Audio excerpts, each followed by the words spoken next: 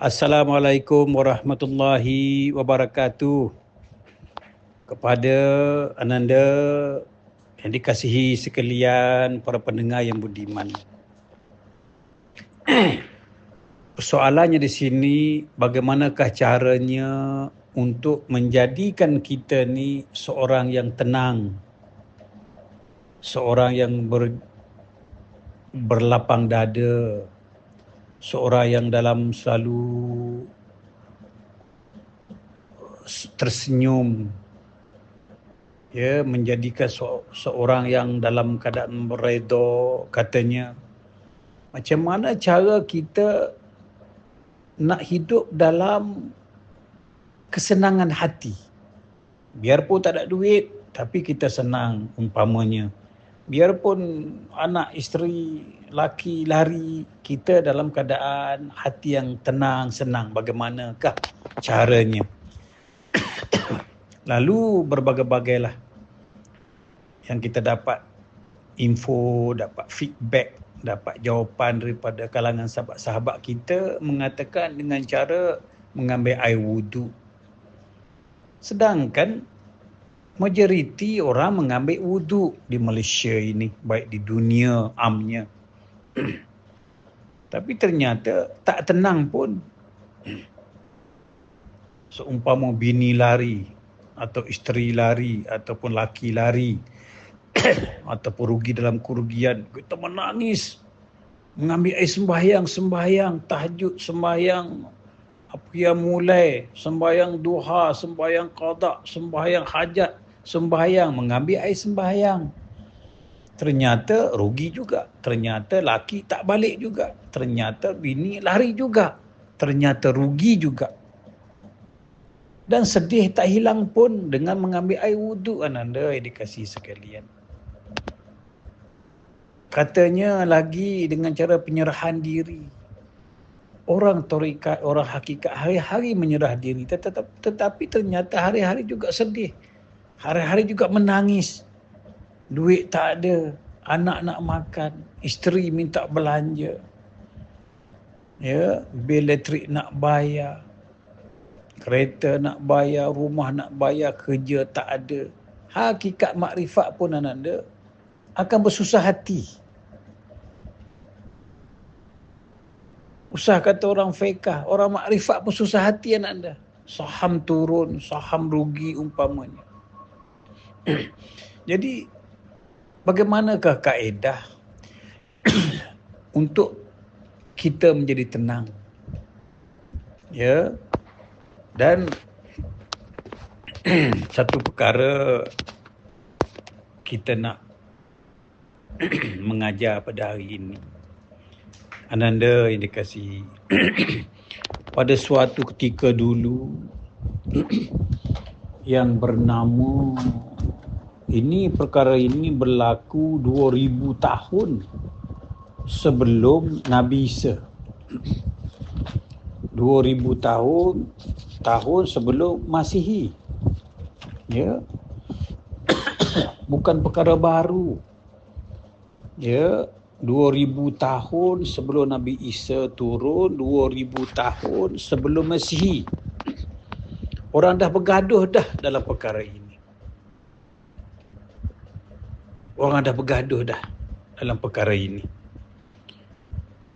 Kalau tak salah, ada satu orang bernama Epicurus.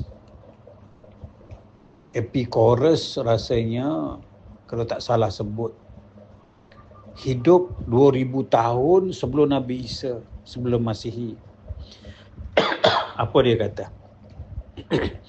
Dia kata Tuhan, masa itu tak sebut Allah, sebut Tuhan. Tuhan ini suatu kebaikan yang mutlak. Tuhan ini katanya satu kebaikan yang mutlak. Apa arti kebaikan yang mutlak? Artinya Tuhan ini tidak ada buat yang buruk, sebab dia mutlak baik. Tidak akan ada Tuhan yang buat buruk, kerana Tuhan itu mutlaknya baik, katanya sebegitu. Lalu Katanya juga dalam perdebatan masa itu, tiba-tiba berlaku kemungkaran. Tiba-tiba berlaku kejahatan. Lalu bertengkarlah di kalangan mereka. Tadi kata Allah ini mutlaknya baik saja, tidak ada buruk. Sedang kejahatan, sedang keburukan, Tuhan mana pula yang buat? Jikalau Allah yang sama buat kejahatan, artinya bercanggah. Bercanggah dengan katanya Allah itu mutlak baik saja. Tidak ada buat jahat, tidak ada buat buruk. Yang berlaku jahat, berlaku buruk ini, apakah ada Tuhan lain? Sedangkan Tuhan itu hanya ada satu saja.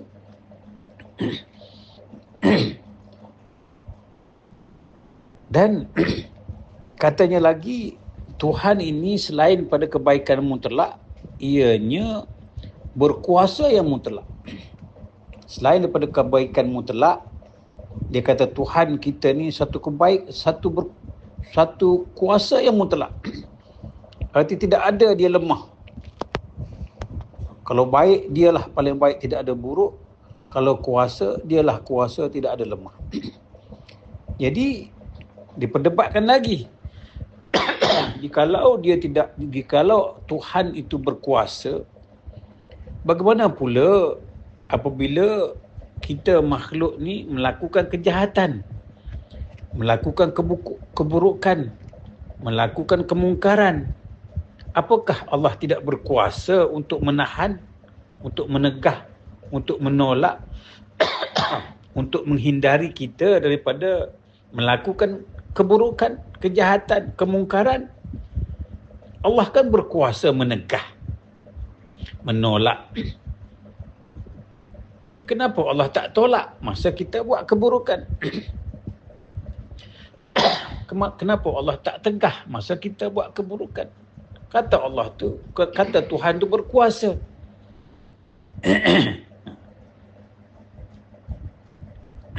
Jikalau Allah ini katanya suka yang baik, jadi jikalau dia tidak ada kuasa untuk menolak, untuk menahan benda yang tak baik, bermakna Tuhan ini belum berkuasa penuh.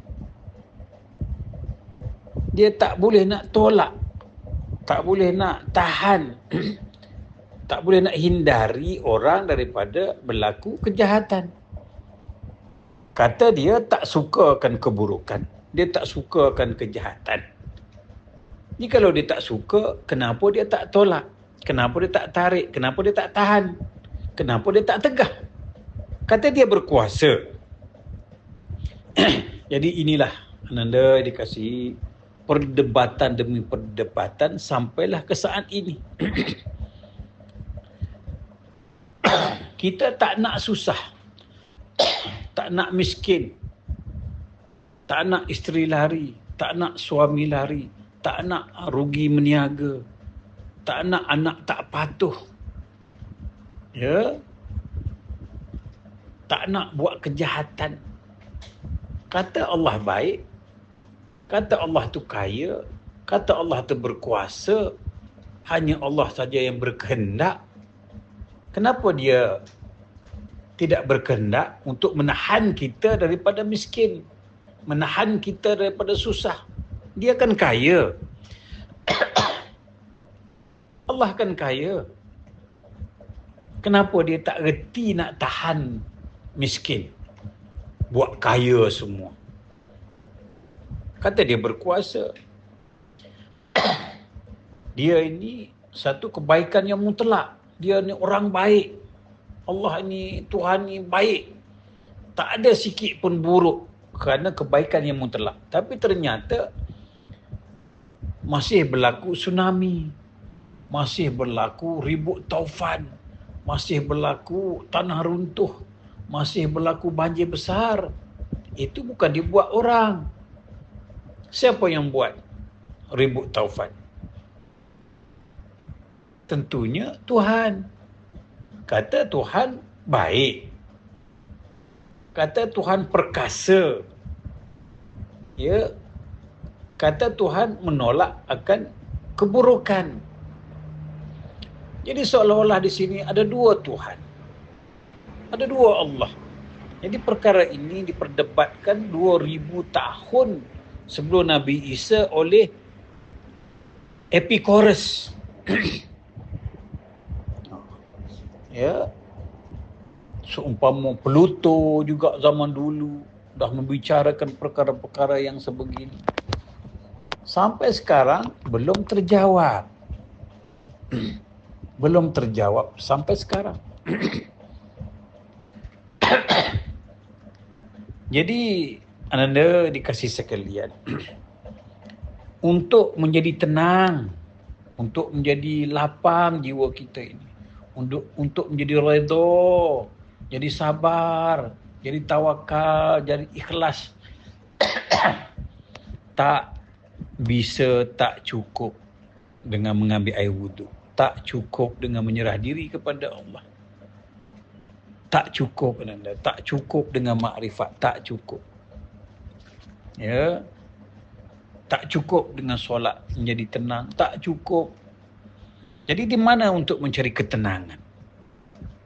Sedang kita tak jumpa yang mengatakan Allah itu betul-betul baik, yang mutlak kata. Kita belum jumpa Allah kebaikan yang mutlak. Tidak ada jahat. Sedang buat taufan siapa? Buat banjir besar siapa? Buat tanah runtuh siapa? Kata dia kebaikan mutlak, tidak ada jahat, tak ada buruk. Kita tak pandai buat banjir besar. Kita tak pandai buat puting beliung. Kita tak pandai buat taupan. Melainkan dia. Kata Allah itu menolak kejahatan.